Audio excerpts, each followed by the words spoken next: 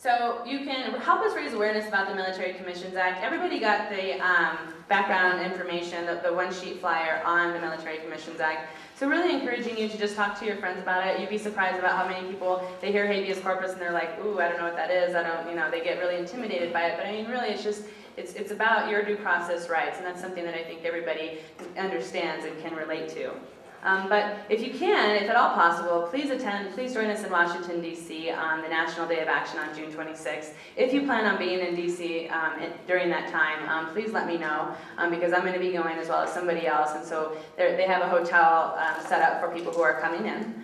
And then they'll also be setting up appointments with our elected officials, so that, you know, we'd want you to join us on those.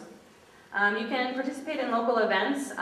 There's some of our coalition partners and other people are putting on events around town. We're going to be doing a rally, a noon rally at Senator Salazar's office on June 26th here in Colorado, up in Denver. So if you're in Denver and you want to join us for that rally, we definitely need the support, and please help us get the word out. You can attend an in-district meeting with your member of Congress. They have these meetings frequently whenever the Congress recesses, so by all means, if you plan on attending that and you would like us to, you would like to get help with like prepping your questions or what you should ask, or maybe even scheduling a visit, you can let me know, or you can let the people at Common Cause know. Circulate our petition. We definitely, like I said, it's online, but you can also print out the petition like I have here.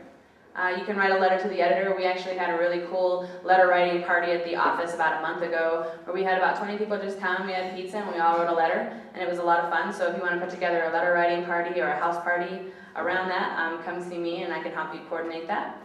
And invite Mr. Habeas to be your friend on MySpace. And then this is all the information about the Day of Action if you haven't already seen it. So yeah, that's what I have. Does anybody have any questions before we start to break out into our groups?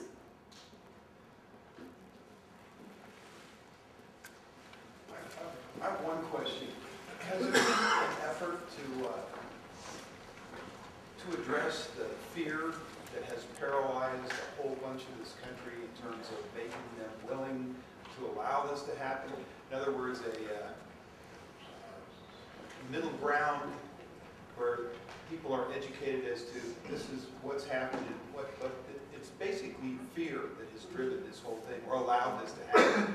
Is there anything going on to address people's fears and balance some fears out so that they, I mean, we've been attacked first time on our soil, that type of attack, and so on and so on. So the fear itself has made us real victims of terrorism, where, I mean, it's the fear that has caused all of our problems. And I just wonder if the fear itself has somehow been addressed. You know what I mean?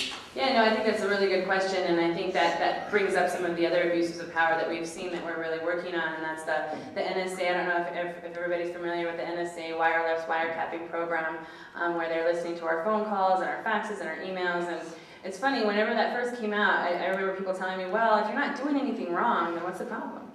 And so it's kind of like one of those things where I think people really think that there's like, that they'll be safer. You know, some people actually really believe that they'll be safer with the Military Commissions Act, or if the NSA is listening to, you know, my grandma give me her apple pie recipe.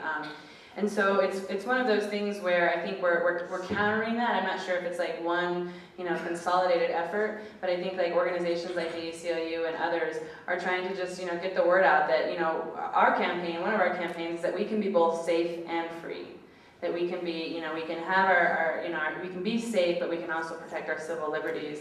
And so that's one of our campaigns. But I know that there's, like the Bill of Rights Defense Committee, you know, I think through public actions like this, as well as passing resolutions, and trying to meet with editorial boards and just getting the word out. I mean, that there really isn't, like, I would say, like one full, you know, concerted effort to change that. I think it's, you know, it's one by one. It's talking to your peers and talking to your friends.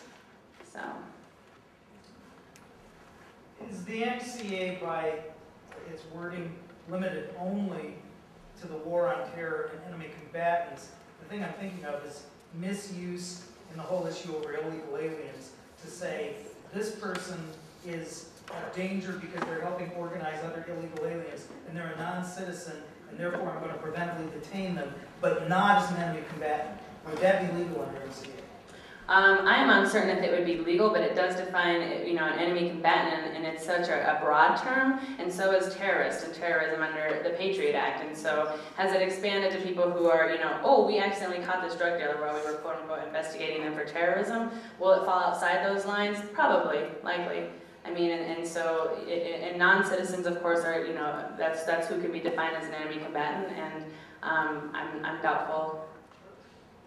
I was under the impression, under the Military Commissions Act, that the term was unlawful enemy combatant. And Tom, am I right about this? There was a case recently where it was thrown out because that language wasn't used. You know, as I said, I'm kind of old, and during World War II, enemy combatants were called prisoners of war, soldiers who were captured. So enemy combatants is really a very bad term. What you have to understand is that in that situation, they're just stuck in jail without regard to whether it was legal or not. And they realized that there was a problem with that, so they passed the MCA, which was the first law that said, well, okay, now it's against the law, or this is what we're going to permit. But until they passed the MCA, they were doing it anyway. And I mean, I can tell you horror stories about, you know, people of different color, different ethnic background being stuck in, unable to prove that they had no reason to be there. So the president is wholly convinced that he can just do that on a whim. We have a remarkable mechanism for fighting that. It's called elections. And the ACLU is a nonpartisan organization. We're a nonprofit, as well as all of our co-sponsors, and we endorse no political candidates. That's a side note.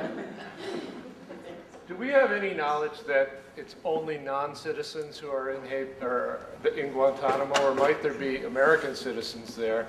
And my second question is, what part of the Constitution tells us that the Constitution covers non-U.S. citizens? Well, let me address your first question, and that is, our government is really operating behind this, this like cloak of secrecy. And so that is why it's really important for us with the National Security Agency wireless wiretapping programs. We want to know how far and deep this program goes. We don't know. That's why people are like, well, let's call for impeachment. Let's call for impeachment. Well, we don't know exactly what the charges would be, and so we don't know. I mean, I don't know if there are Americans there. You know, we don't know who's being detained. We don't know who's being snatched up off the street and taken, you know, to different countries and tortured. And what was it? What was your second question? What part of the Constitution says that the Constitution gives rights to non-citizens? The Constitution says persons. Persons, yeah, it applies to persons, not citizens. Yeah, so does the Bill of Rights. And the 14th Amendment specifically says persons subject to U.S. jurisdiction. So anyone subject to American law, to be sure, is covered by the Bill of Rights. If you're within the United States, you're subject to its laws. And Which is why they put them in Cuba, which is not in the United States. Precisely. Exactly.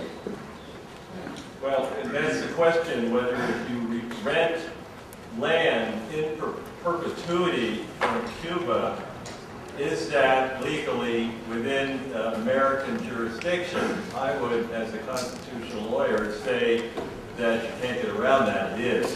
Wherever you have control, you have jurisdiction, you have power, you're responsible. But the U.S. government says that since it's outside the boundaries of the U.S., and even though it's run by the U.S., that those laws that Tom mentioned through the 14th Amendment don't apply. And I would disagree with that.